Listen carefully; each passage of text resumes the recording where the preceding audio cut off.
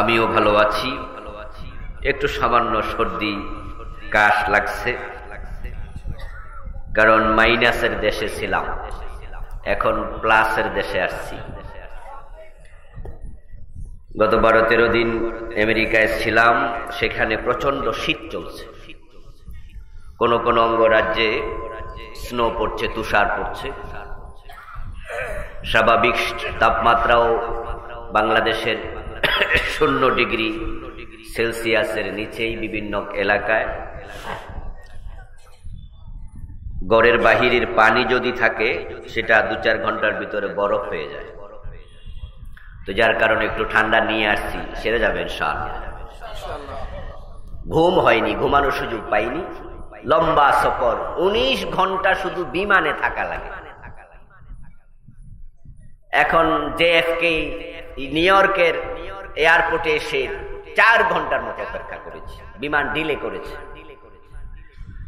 তুরস্কে এসে আবার 2 ঘন্টা, বিমানে 19 ঘন্টা। কেমন ঘুম দরকার? বাসায় পৌঁছার আগে এয়ারপোর্টে থাকতে প্রিন্সিপাল হুজুর ফোন দিলেন যে, হুজুর আপনি কি দেশে আসছেন? আমি কই মাত্র নামলাম, আর আপনি দিলেন হুজুর? বললো যে মিটিং আছে 10টায়, মাদ্রাসায় আইসেন। আল্লাহ তাআলার পবিত্র জাতের লাখো কোটি শুকরিয়া, যিনি আমাদেরকে অত্যন্ত মেহেরবানি করে আজকে কোরআনের চমৎকার এই মাহফিলে উপস্থিত হওয়ার তৌফিক দিলেন। করোনার চলমান বৈশ্বিক চরম বিপর্যস্ততার মাঝে যিনি আমাদেরকে সুস্থ রাখলেন, কোরআনের কথা বলার মতো, শোনার মতো কোরআনমুখী হৃদয় দিলেন, এই সব নেয়ামতের মালিক কে? এজন্য আমরা আলোচনার শুরুতেই মন প্রাণ উজাড় করে অন্তরের সবটুকুন শ্রদ্ধা এবং ভালোবাসা দিয়ে আমাদের মনিব আল্লাহ তাআলাকে শুকরিয়া জানাই, কৃতজ্ঞতা জানাই, কালিমাতুশ শুকর করি আলহামদুলিল্লাহ।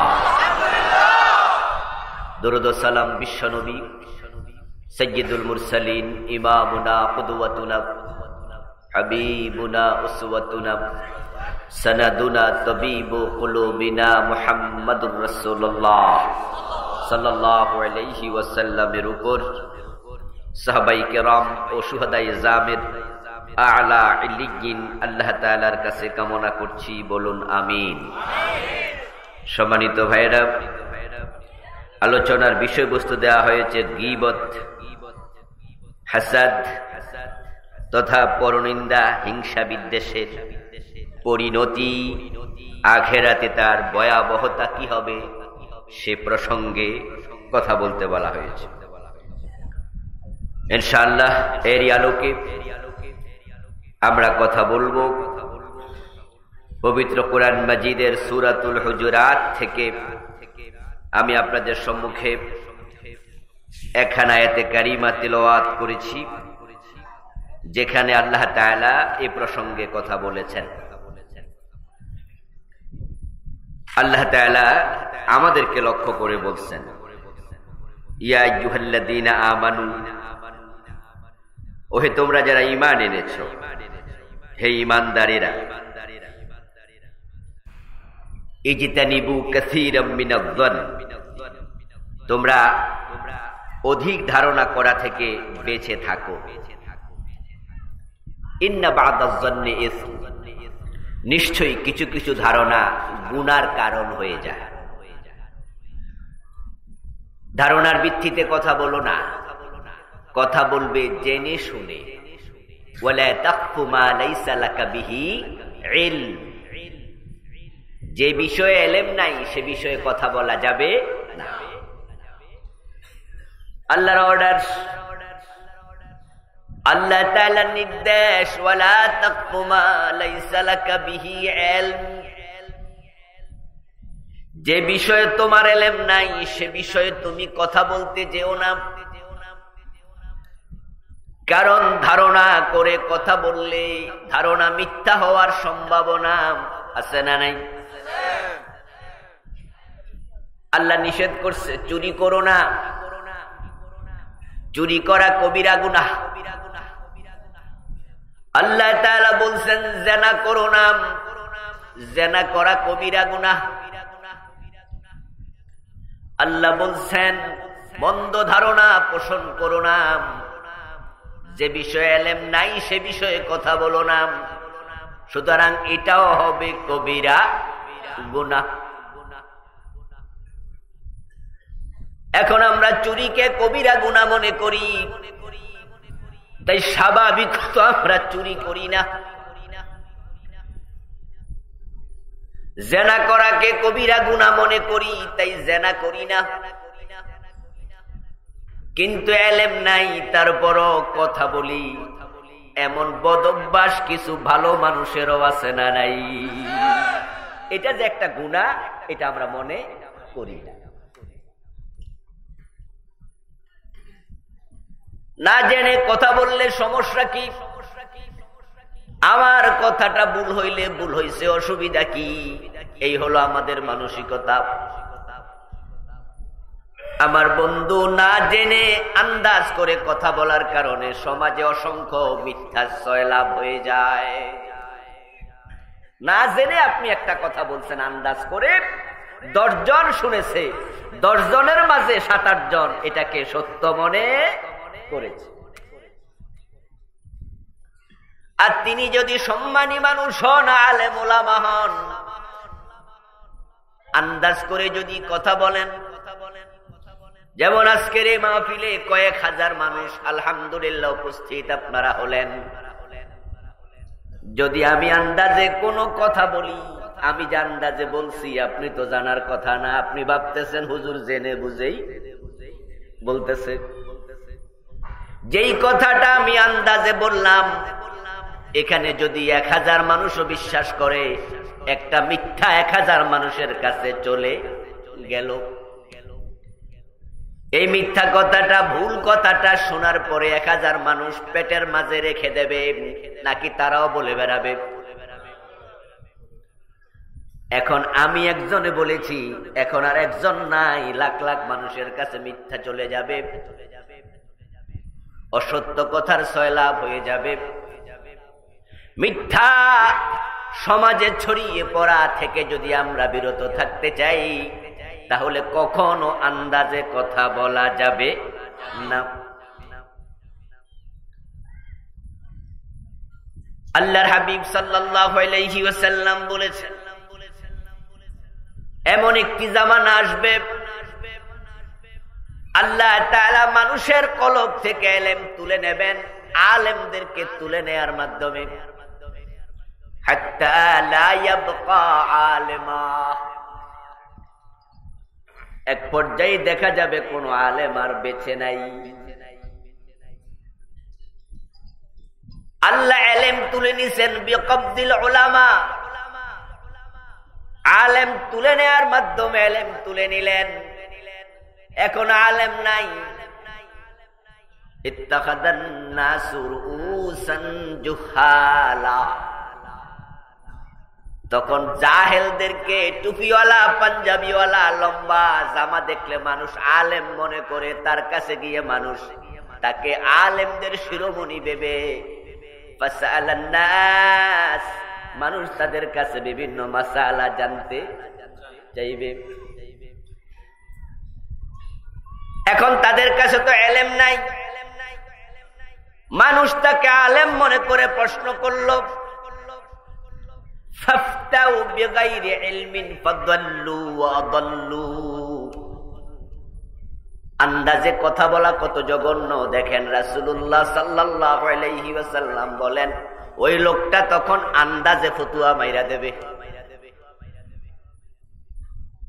মসজিদের মুয়াজ্জিন সাহেব তালাকের ফতোয়া দিয়া দেয়, এলাকার মেম্বার সাহেব চা দোকানে বসে তালাকের ফতোয়া দেয়। এমন ঘটনাও বাংলাদেশে আছে না নাই?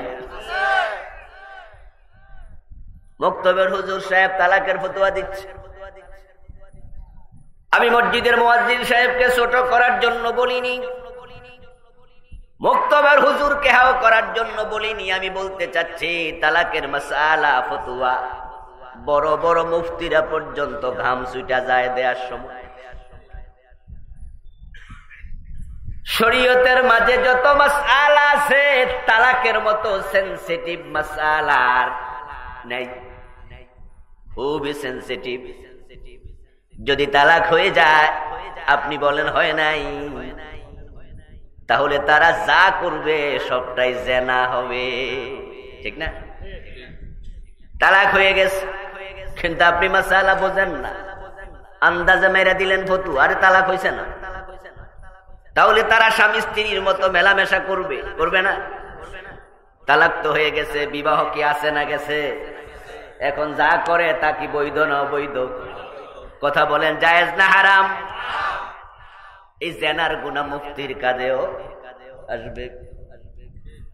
এখন মুফতি একাই গুনাহগার নয়, এই যে স্বামী স্ত্রী যা করতেছে তাদেরও গুনাহ হবে, কারণ তারা তো জেনা করতেছে।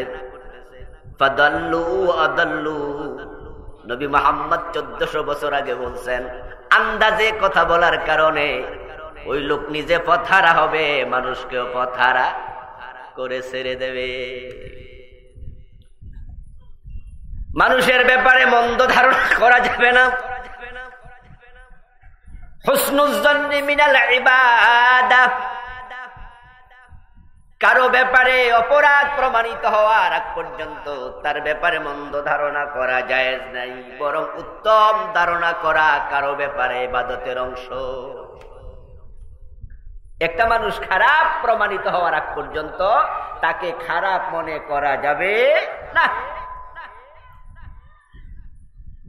একজন মানুষ আপনার বাড়ির পাশ দিয়ে হেঁটে যাচ্ছে, আপনি তাকে কেন হেঁটে যাচ্ছে তাকায়া বুঝেন নাই, অথচ লোকটা চোর, চুরি করতে এসেছে, কিন্তু তার চুরি করা প্রমাণিত হওয়ার আগ পর্যন্ত তাকে চোর ধারণা আপনি করেন নাই, ধারণা করছেন ভালো মানুষ, সে চোর, আপনার কিচ্ছু আসে যায় না। ওই ভালো ধারণা করার কারণে আপনি ইবাদতের সওয়াব পেয়ে যাবেন। তাকে চোর বলা যাবে তখন চুরি করে ধরা পড়বে। ইয়া আইয়ুহাল্লাযীনা আমানু ইজতানিবু কাসীরাম মিনায-যন্নি, ও মুমিনেরা বেশি বেশি ধারণা করিও না, ইন্না বা'দায-যন্নি, কারণ তোমাদের কিছু কিছু ধারণা গুনার কারণ হয়। ওয়ালা ইয়াক্তাব বা'দুকুম বা'দাম, তারপর আল্লাহ তাআলা বলেন, এবং তোমরা একে অন্যের গীবত করিও না, পরনিন্দা করো না। নিন্দা ভালো জিনিস নয়, নিন্দা জিনিসটাই মন্দ। নিন্দা যদি কেউ কাউকে সাক্ষাতে করে সেটাও মন্দ, যদি পিছনে করে সেটাও মন্দ। নিন্দা জিনিসটা ভালো নয়। বরং হাদিস হলো আল মুমিনু মিরআতুল লিআখি, একজন মুমিন আর একজন মুমিনের আয়না হবে। কি হবে? মানুষ ভুলের ঊর্ধ্বে নয়, মানুষের মাঝে ভুল থাকবে, ত্রুটি থাকবে। আল্লাহ পাক রব্বুল আলামিন ভুল করার মতো মাদ্দা, ত্রুটি করার মতো মাদ্দা, অপরাধ করার মতো প্রবণতা আল্লাহ তাআলা মানুষের মাঝে সৃষ্টিগতভাবে দিয়েছেন। তাই আপনি অন্যের জন্য আয়না হবেন, সংশোধনকারী হবেন, নিন্দাকারী হওয়া যাবে না। আল্লাহ তাআলা কোরআন মাজিদে বলেন, ওয়াইলুল লিকুল্লি হুমাযাতিন লুমাযা। আপনারা পারেন বিদে আমি থামছিলাম, দেখি কয় কিনা, দেখি যে খুব একটা কয় না, মানে প্ল্যান করে আইছে সব আমারে দিয়ে কয়। আজকে সব আমাকে দিয়ে বলানো যাবে না। I am so much tired. গতকালকে মাগরিব পড়েছি তুরস্কে, ইস্তাম্বুলের এয়ারপোর্টে। আজকে মাগরিব পড়ছি আপনাদের জাঙ্গালিয়ার ওই দিকে আইসা। ঘুম হয়নি, ঘুমানোর সুযোগ পাইনি। লম্বা সফর, 19 ঘন্টা শুধু বিমানে থাকা লাগে। এখন জেএফকে নিউ ইয়র্কের এয়ারপোর্টে এসে 4 ঘন্টার মতো অপেক্ষা করেছি, বিমান ডিলে করেছে। তুরস্কে এসে আবার 2 ঘন্টা, বিমানে 19 ঘন্টা। কেমন ঘুম দরকার? বাসায় পৌঁছার আগে এয়ারপোর্টে থাকতে প্রিন্সিপাল হুজুর ফোন দিলেন যে হুজুর আপনি কি দেশে আসছেন? আমি কই মাত্র নামলাম আর আপনি দিলেন হুজুর। বললো যে মিটিং আছে 10টায়, মাদ্রাসায় আইসেন। তো বাসায় পৌঁছে আর ঘুমানোর সুযোগ পেলাম না, গোসল করে মিটিং এ গেলাম।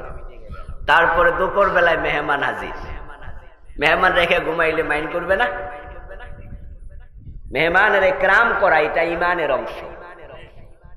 আমার জরুরত আছে, হাজত আছে। হাদিস হলো মান কানা ইউমিনু বিল্লাহি ওয়াল ইয়াউমিল আখির ফালইউকরিম যায়ফা। তোমরা যারা আল্লাহর উপর ঈমান এনেছো, রাসূলকে বিশ্বাস করো, আখিরাতকে বিশ্বাস করো, এমন যারা আছো তারা মেহমানকে সম্মান করতে হবে। তো মেহমানের ইকরাম করতে গিয়া দুপুরেও ঘুম নাই, আর আসরের পরে ঘুমাইলে তো মাহফিল মিস। এই জন্য এসে আমি ঘন্টাখানেক ঘুমিয়েছি। কথা আপনারা কিছু আজকে বললেন না হয়। সাধারণ মাহফিল গুলোতে দেখা যায় কিছু শ্রোতা ঘুমায়, বাকি শ্রোতা সজাগ, আর আজকে বক্তা ঘুমানোর সম্ভাবনাও আছে। এই জন্য কথা শুধু আমাকে দিয়ে না, নিজেরা কিছু বলিয়েন। আল্লাহ তাআলা বলছেন ওয়াইলুল লিকুল্লি হুমাযাতিন লুমাযা, ধ্বংস তাদের জন্য যেই মানুষ, যেই চরিত্রের মানুষগুলো নিন্দা করে মানুষের সম্মুখে, নিন্দা করে মানুষের পিছনে। দেখেন আমরা তো অনেকে মনে করি সামনাসামনি কইয়া দিছি। সামনাসামনি নিন্দা করা ধ্বংসের কারণ, পিছনে নিন্দা করা ধ্বংসের কারণ। পরনিন্দা কখনো ভালো কাজ হতে পারে না। আপনি হবেন সংশোধনকারী, ডাক্তারের মতো। একজন রোগী ডাক্তারের কাছে গেলে ডাক্তার তার যে প্রবলেমটা আছে সেটা সলভ করার জন্য তার সাথে খুব ভালো ব্যবহার করে, ঠিক না? মনোযোগ দিয়ে শোনে, সমস্যা কি বলেন। আপনি মনোযোগ দিয়ে বললেন, তিনি মনোযোগ দিয়ে শুনলেন। তারপরে আপনার দেহের যে অঙ্গে সমস্যা দেখার মতো হলে তিনি সুন্দর করে দেখে। আপনি দেখালেন যে স্যার এখানে একটা টিউমারের মতো কি জানি হয়েছে। উনি আপনার কথা শোনার পরে ডাক্তার সাহেব আপনার টিউমারটাকে যখন ধরে তখন বাঘের মতো ধরে, ঠিক না? কি কথা বলেন না কেন? কি বাঘের মতো ধরে? খামসি দিয়া ধরে না, ভালোবাসা দিয়ে ধরে। আস্তে করে আপনার টিউমারের কাছে হাত নেয়, তখন আপনি ভয়ে দৌড় মারেন না। আপনি জানেন তিনি আপনাকে টিপে ব্যথা দেবে না। একবারে মায়ার সাথে আলতো করে ধরে।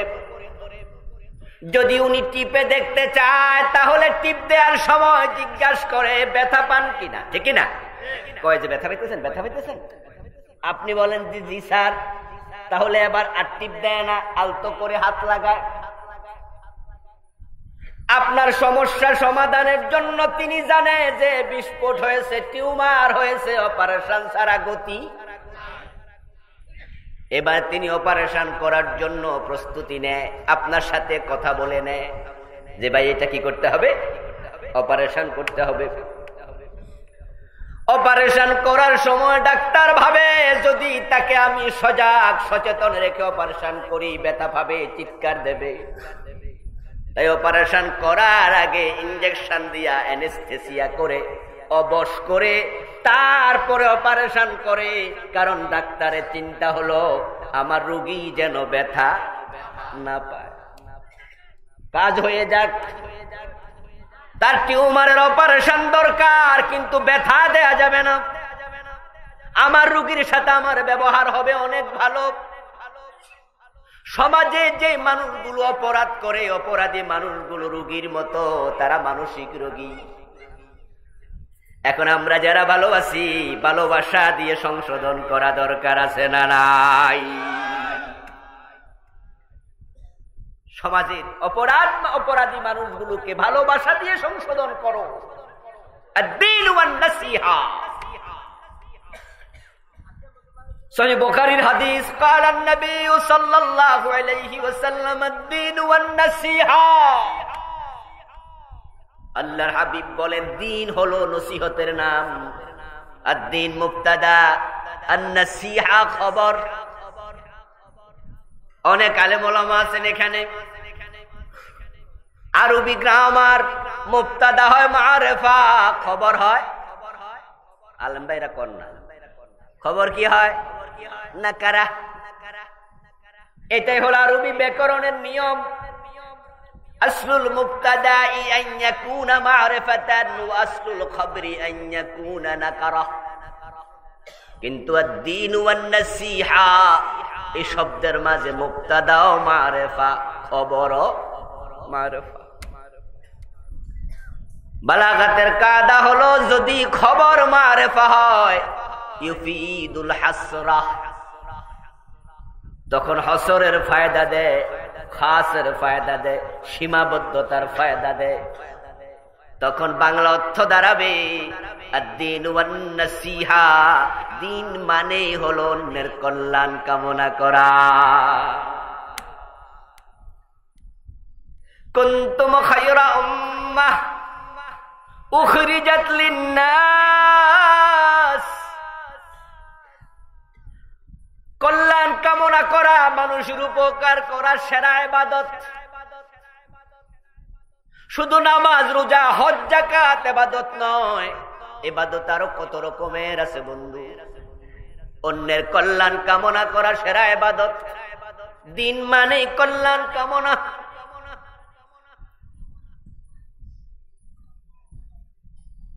মানুষের কল্যাণের জন্য আল্লাহ আপনারে বানাইছে কোরআন মাজিদের সুস্পষ্ট আয়াত কুনতুম খায়রা উম্মাতিন উখরিজাত লিন-নাস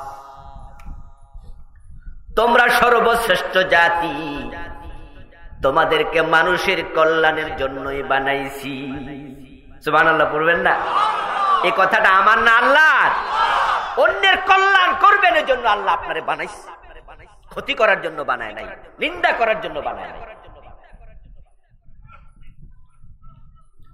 আরে কায়ত আল্লাহ তাআলা বলেন ওমা খালাকতুল জিন্না ওয়াল ইনসা ইল্লা লিয়াবুদুন আমি মানুষ এবং জিনকে আমার ইবাদতের জন্য বানাইছি এক জায়গায় আল্লাহ কয় মানুষের কল্যাণের জন্য বানাইছি আর এক জায়গায় কয় আমার ইবাদতের জন্য বানাইছি আল্লাহর কথা দুরকম হইতে পারে না তাহলে দুরকম হলো কেমনে তখন আমি একটু সামান্য ব্যাখ্যা করলে বুঝবেন দুরকম নয় এখন মানুষের কল্যাণকে যদি ইবাদত মনে করা হয় তাহলে আমি ইবাদতের জন্য বানাইছি মানে মানুষের কল্যাণ করাটাও একটা ইবাদত সুবহানাল্লাহ আরে ভাই আমরা ইবাদত কেন করি ইবাদতের পিছনে আমাদের সবার একটা উদ্দেশ্য হলো আল্লাহকে খুশি করে জান্নাত পাবো ঠিক না আমরা ইবাদত করি আল্লাহর জান্নাত পাওয়ার জন্য আল্লাহকে খুশি করে জান্নাতের মেহমান হতে চাই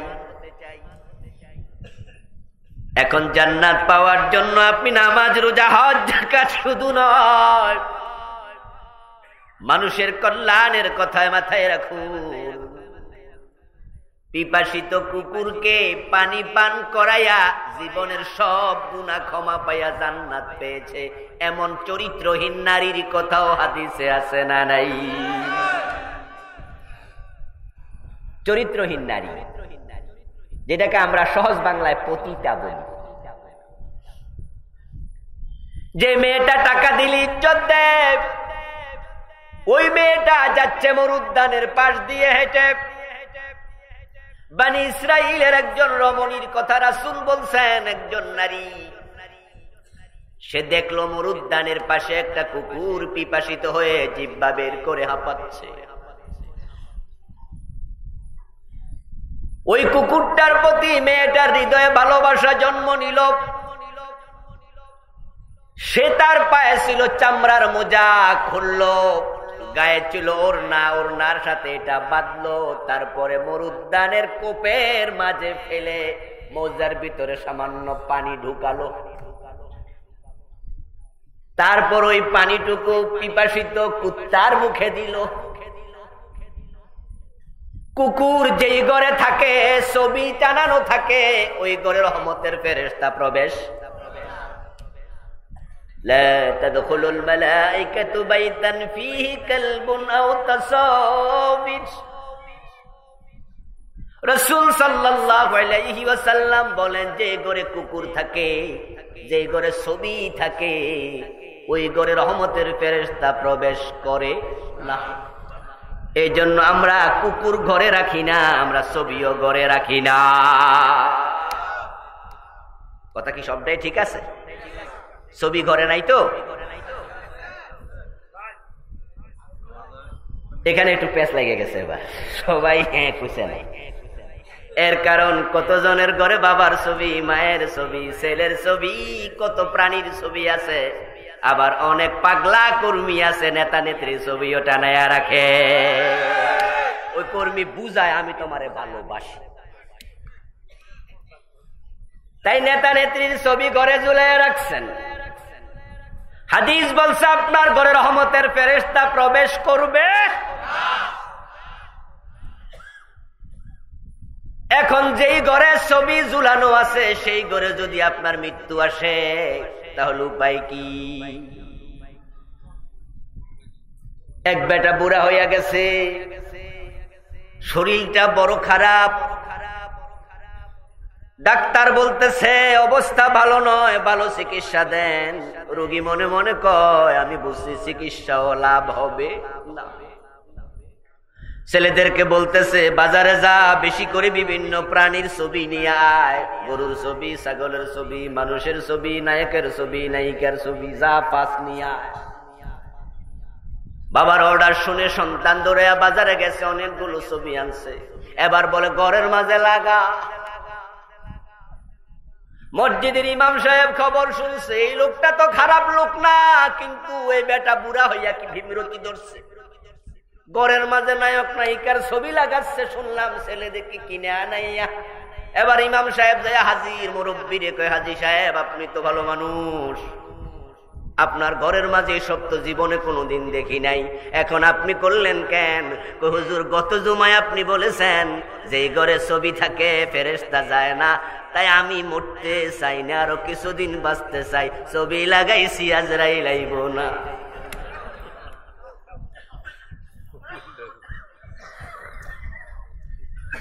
হুজুর এবার বুঝছে, আরে লোকটার উদ্দেশ্য তো আরেকটা। হুজুর কইছে লা তাদখুলুল মালাইকা, ফেরেশতা, কথাটা হুজুরের না রাসূলের? রাসূলের কথা। আল্লাহর হাবিব সাল্লাল্লাহু আলাইহি ওয়াসাল্লাম বলেন ছবি থাকলে ফেরেশতা আসবে না। হুজুর আপনি গত জুমায় ওয়াজ করছেন, তাই শরীরটা বেশি ভালো না, তাই ভাবছি ছবি লাগাইয়া রাখি, আজরাইল আইলো ঘরে ঢুকতে পারবে। রাসূলের কথা তো আর মিথ্যা হতে পারে না। এবার হুজুর মুরব্বি আপনি ভুল বুঝছেন, ফেরেশতা বলতে রহমতের ফেরেশতা বোঝানো হয়েছে। আপনি যে বললেন ছবি থাকলে ফেরেশতা আসবে না, ওই হাদিসে তো কুত্তার কথাও আছে, লা তাদখুলুল মালাইকাতু বাইতান ফীহি কালবুন আও তাসাবির, ছবির আগে কুকুরের কথা আছে, তো কুকুর থাকলেও তো ফেরেশতা আসে না। কই জি হুজুর, কথা হলে কুত্তা কি মরে না? কথা বোঝেন তো? কুত্তার কাছে ফেরেশতা আইলো কেমনে? তাহলে বোঝা গেল রহমতের ফেরেশতা আসে না, কুকুরের কাছে ফেরেশতা আসে। যদি আপনার ঘরে ছবি টানানো থাকে, রহমতের ফেরেশতা আসতে পারবে না, আল্লাহ মরার সময় কুত্তার ফেরেশতাও পাঠাইতে পারে। এই জন্য ছবি ঘরে রাখবেন না, রহমত শূন্য থাকে, রহমতের ফেরেশতা আসে না।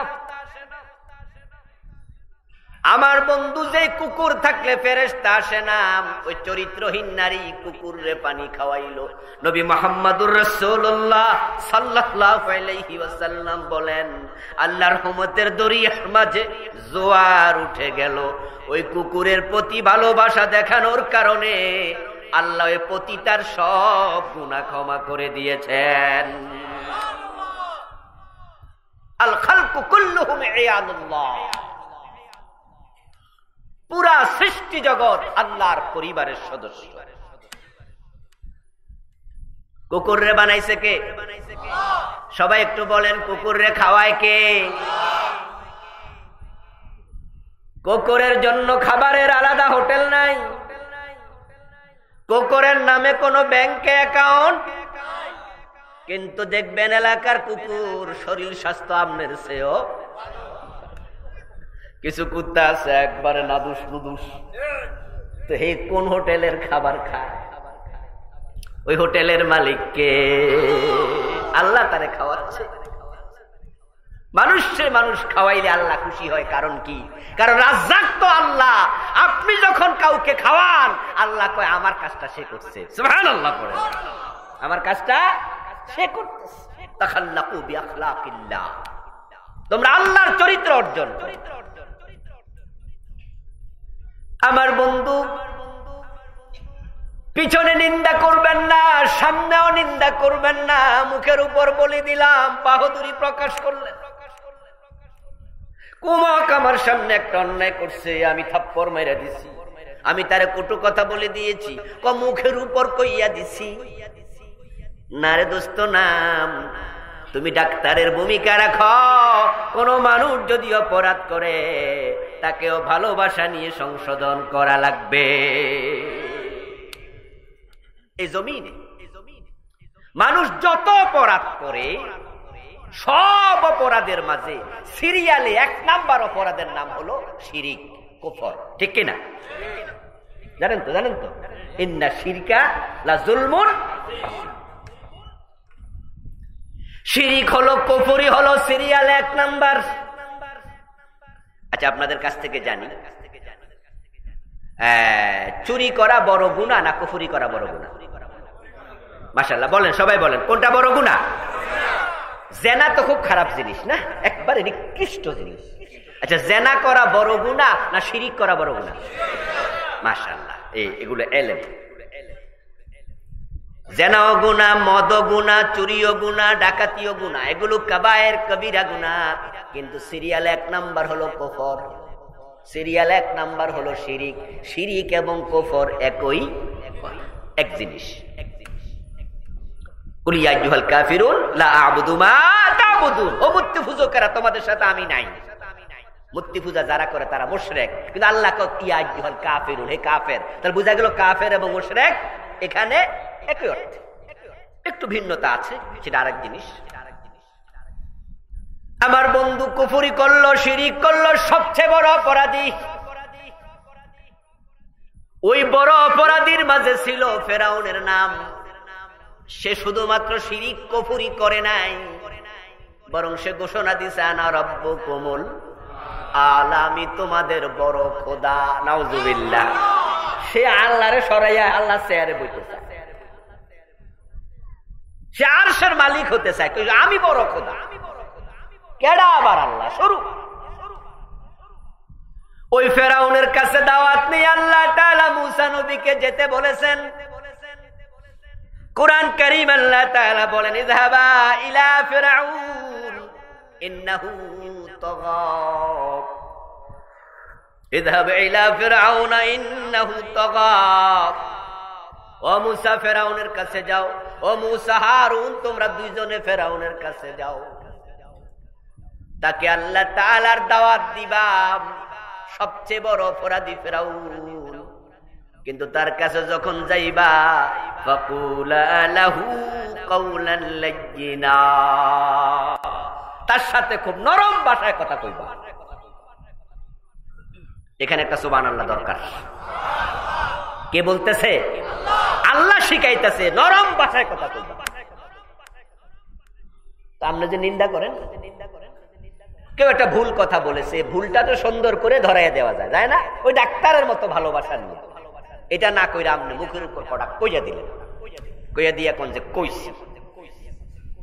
আল্লাহ বলেন, ওয়াইলুল লিকুল্লি হুমাযাতিল লুমাযা। রাসূল সাল্লাল্লাহু আলাইহি ওয়াসাল্লামের একজন স্ত্রীর কাছে বিশ্বনবী এক ব্যক্তির চরিত্র নিয়ে কথা বলছিলেন। আল্লাহর হাবিব সাল্লাল্লাহু আলাইহি ওয়াসাল্লাম সতর্ক করছিলেন, অমুক লোকটা ভালো নয়, সে তোমার ঘরে আসলে তাকে তার সাথে বেশিক্ষণ আলাপ করা দরকার নাই। সৎসঙ্গে স্বর্গবাস, অসৎসঙ্গে সর্বনাশ। অমুক লোকটা ভালো নয়, সে তোমার কাছে আসলে লম্বা গল্প গুজব করা দরকার নাই। ওই লোকের ব্যাপারে বিশ্বনবী সতর্ক করছিলেন, অন্যের অনিষ্ট থেকে কাউকে বাঁচানোর জন্য তার পিছনেও যদি তার দোষের চর্চা হয়, ওটা গীবতের অংশ হবে না। যেমন আপনার একজন চোরের সাথে বন্ধুত্ব আছে, ওই লোকটা যে চোর এটা আপনি জানেন না, আমি জানি, তাই আমি আপনাকে সাবধান করে দিলাম, ওর কিন্তু একটু বদ স্বভাব আছে, তোমার বাড়িতে আসে যায়, এমনও হতে পারে একদিন দেখবা তোমার দামি মোবাইলটা। এই ওর পিছনে আপনাকে বলছি, এটা গীবত না, এটা হলো সতর্ক করা কাউকে ক্ষতি থেকে। আমার বাড়ির পাশে একটা মেয়ে আছে, আপনি আমাকে বললেন হুজুর অমকের মেয়েটা আমার ছেলেকে বিয়ে দিতে চাই, ওই মেয়েটা কেমন আমি তো জানি না, মেয়েটা দেখতে শুনতে কেমন আপনি তো ছোটকাল থেকে তারে দেখছেন, আপনার পাশের বাড়ির মাইয়া, এখন আমার কাছে আপনি আমানতদার মনে করে আপনি পরামর্শ চাইলেন। আমি তখন বললাম মেয়েটা খুব সুন্দর, খুব ভালো, ঠিক আছে, কিন্তু বিয়ে করাইতে যাইয়া দেখেন মাইয়ার চোখ একটা কানা। আপনি বলবেন আবুল কালাম আজাদ হুজুর খুব বালা, ঠিক না? বরং আপনি বললেন উনাকে আমানতদার মনে করে পরামর্শ চাইছিলাম, উনি এটা করলো কি? উনি তো আমার সাথে মিথ্যা বলেছে, মিথ্যা বলার কোনো অনুমতি ইসলামে নাই।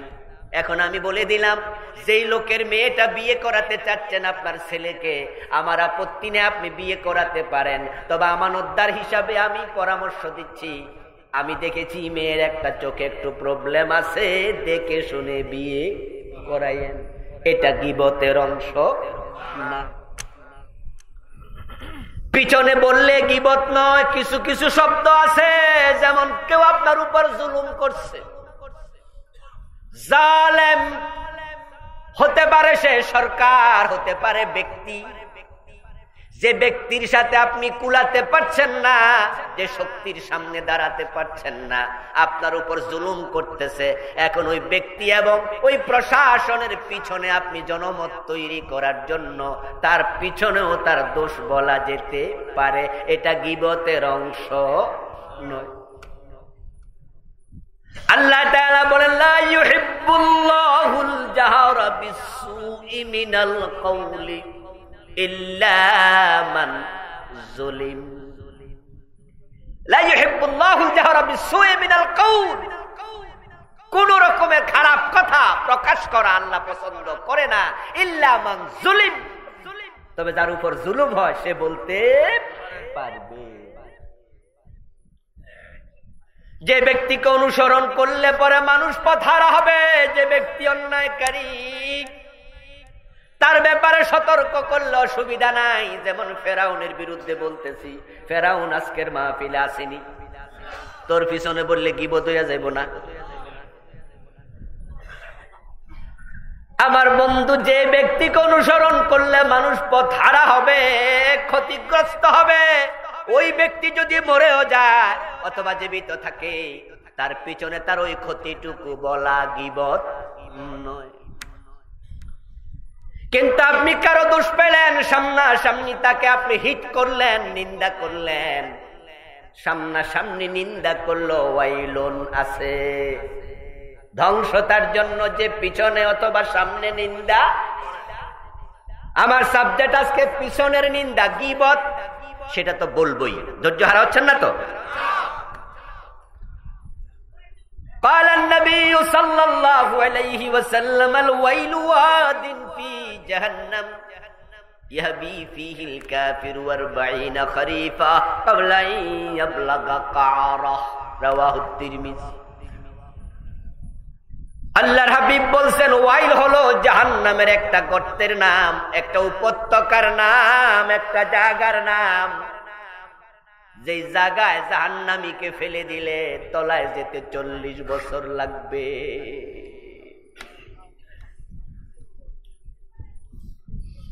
আপনাদের গাজীপুর সিটিতে 5 তলা বিল্ডিং আছে না নাই? কথা বলেন না ভাইরা।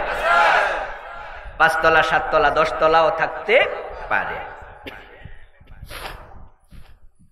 একটা 10 তলা বিল্ডিং মানে প্রায় 100 ফুট উঁচু। একটা ফ্লোর 10 ফিট হয়, 9 ফিট, 8 ফিট হয় না? তো 10 তলা মানে প্রায় 100 ফিট উঁচু। 10 তলা বিল্ডিং এর ছাদ থেকে যদি 2.5 কেজি 3 কেজি ওজনের একটা পাথর ছেড়ে দেন, একটা ইট ছেড়ে দেন, নিচতলায় পৌঁছতে, মাটিতে পৌঁছতে কতক্ষণ লাগবে? কয়েক সেকেন্ড লাগবে। আপনি ফেলে দিতে দেরি, তলায় যেতে দেরি হবে না। এবার ওয়াইল নামক দোজখে আল্লাহ গুনাহগার বান্দাকে, জাহান্নামীকে ফেলে দিলে তলায় যেতে 40 বছর লাগবে। পুরাটা জাহান্নামের আগুন দিয়ে ভরপুর। সেখানে যাবে কিছু নিন্দাকারী। এই জন্য মাহফিল গুলোতে আসা লাগবে। ওয়াযাক্কির ফাইন্নায যিকরা তানফাউল মুমিনিন। ও নবী, আপনি মানুষকে উপদেশ দেন, নসিহত করেন, ওয়াজ করেন। যাদের ঈমান আছে, নসিহত তাদের উপকারে আসবে। এজন্য মানুষের মুখের উপরে লজ্জা দিয়ে কথা বলা, মুখের উপরে নিন্দা বলে দেয়া, এটার মাঝে কোনো বাহুদরি নাই। ওই মহিলা রাসূল সাল্লাল্লাহু আলাইহি সাল্লামের স্ত্রীকে তিনি বলছেন, মহিলার সাথে লম্বা গল্প করিও না। আল্লাহর হাবিব কথা বলতে না বলতে, রাসূলের স্ত্রীর সাথে কথা না বলতে বলতে ওই লোকটা হাজির হয়ে গেল। বিশ্বনবী লোকটাকে দেখলেন, জিজ্ঞাসা করলেন কেমন আছেন? ওই লোক বলল ভালো আছি। বলল বসেন। বসলো। রাসূল তার সাথে কিছু খোশ গল্প করলেন। তারপরে লোকটা চলে গেল।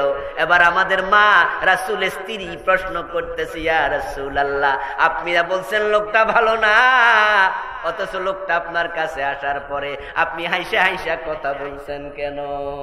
আল্লাহর নবী জবাব দেয়, সে খারাপ, তাই বলে আমি তো খারাপ হতে পারি না।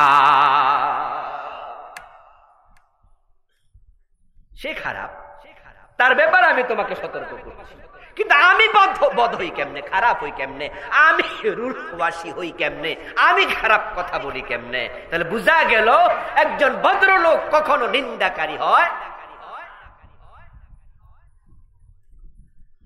এখন পিছনে যারা গীবত করে, পিছনে যারা বলে, তারা আরো খারাপ। قال النبي صلى الله عليه وسلم الغيبة أشد من الزنا। গীবত হলো জিনার চেয়েও জঘন্য। ও ঈমানদারেরা, লা ইয়াগতাব বা'দুকুম বা'দা, তোমরা একে অন্যের গীবত করো না। আইয়ুহিব্বু আহাদুকুম আন ইয়াকুলা লাহমা আখিহি মাইতা।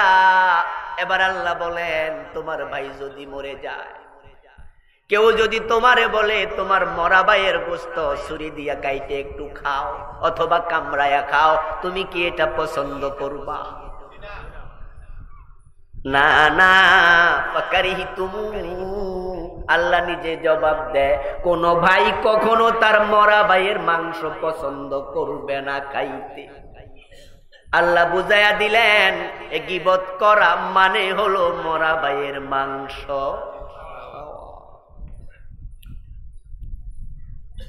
আল্লাহর হাবিব সাল্লাল্লাহু